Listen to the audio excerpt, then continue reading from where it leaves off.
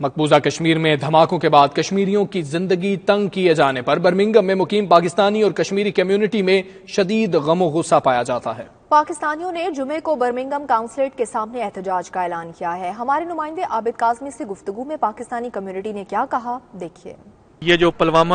حملے کے بعد بھارت کی طرف سے پاکستان پر بے جا الزامات لگائے جا رہے ہیں، ہم پاکستانی ان کی برزور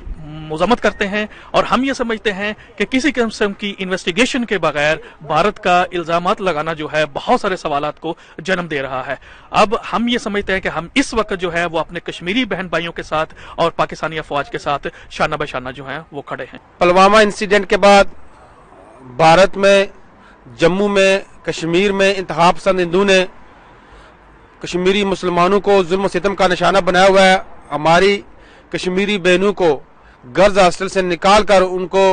تشدد کا نشانہ بنایا گیا ہے، اور کئی دیہاتوں کے سرپنچ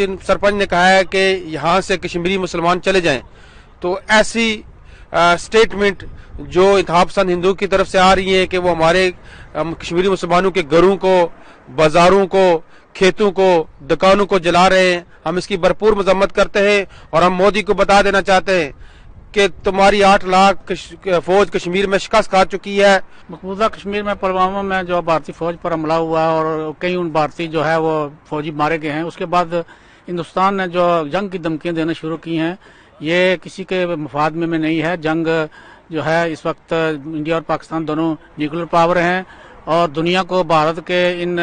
جنگ کی دھمکیوں کا نوٹس لینا چاہیے، اس لیے کہ دنیا کے جو مفادات ہیں اس خطے کے اندر وہ محفوظ نہیں ہیں، اور مسئلہ کشمیر کی وجہ سے ہندوستان جو ہے وہ ظلم اور بربریت کا بازار اس نے شروع کر دیا ہے۔